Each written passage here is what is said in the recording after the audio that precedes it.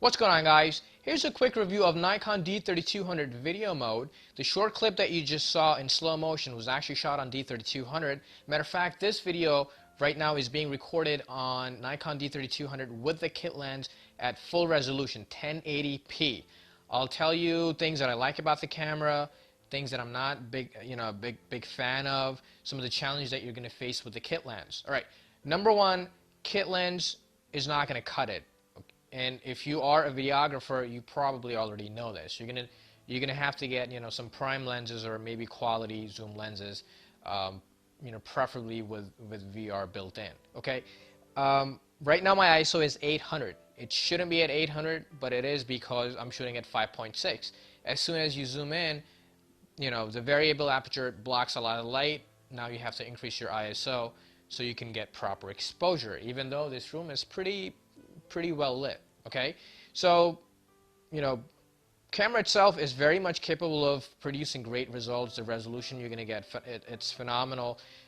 I love the camera because of 60 frames per second. So if you are into sports, like if you want to videotape not videotape, but record your friends, doing, I don't know, skateboarding or playing basketball, any type of sport, or people even dancing, doing backflips, things like this that you want to really slow down, you're going to need at least 60 frames per second. So for that purpose, it's great, except you're going to need prime lenses to bail you out in tough lighting situation. All right, AF focusing mode. It does not have the full AF full servo, which is basically you take the camera, point it wherever you want, and the camera will just autofocus. Okay, it does not have that feature. D7000 has that feature.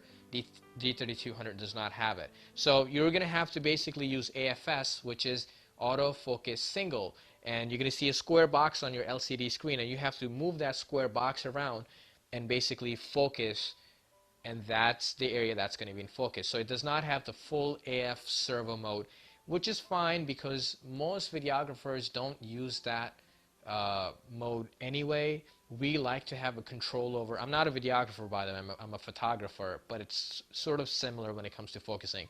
We like to have control over where we want to focus. Okay, so it's not such a big deal breaker. So AFS is going to be fine.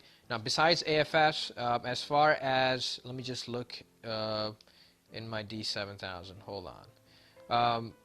All right, so your area focusing mode, it's pretty much identical to your D7000. You have the face priority. I don't know if people actually use this or not, but it's there. The camera apparently detects the face, and that's where it focuses. You have the wide area and you have the normal area. Wide area is most commonly used right now. It's being recorded on wide area.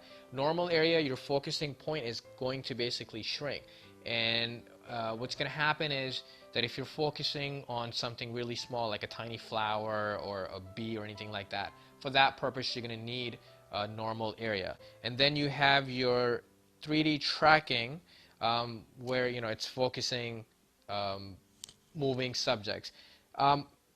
I am normally using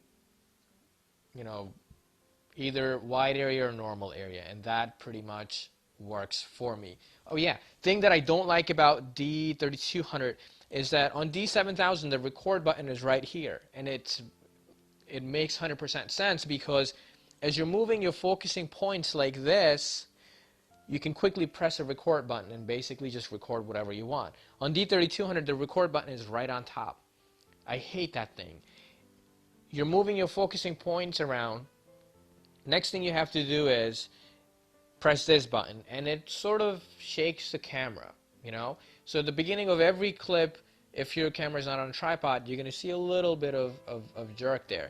And sometimes, like I'm so used to using D7000, and even on D3S, it's right here. So I end up basically pressing the OK button and assuming that it's being recorded, and it's not. So I have missed out on a lot of shots because of that. So I really don't like the fact that the record button is right on top. I don't know if it's going to be a deal breaker for you or not, but if you're really used to just pressing the record button here, you're gonna have to get used to it. I really don't like that feature. Overall, I'm gonna give the video mode, 2 thumbs up. It's for $800. You can't beat that. Full resolution and 60 frames per second. It's awesome. Kit lens is not going to cut it, guys. So the question is, am I going to use D3200 for video stuff? I'm not 100% sure yet. This whole record button thing, it's really annoying for me. You know, I love the fact that you can do 60 frames per second. As far as 1080p goes, my D7000 already has that, and I use my D7000 for my video stuff anyway. So I'll have to wait and see. I'm looking into D600, which is going to be a full frame sensor camera, and I love the dynamic range of full frame sensor cameras. So I'm really looking forward to that. And if the rumors are that it's going to be 60 frames per second at 720p. So if I can get the dynamic range and 1080p and 60 frames per second at 720, that would be a better choice for me. So because then I can use the camera as a backup for my D3S as well. So killing basically 2 birds with 1 stone. We'll just have to wait and see. Overall, I really like this camera for video stuff, for photography stuff. I've already done the review. There are some challenges. If you want to check it out, please check the link in the description.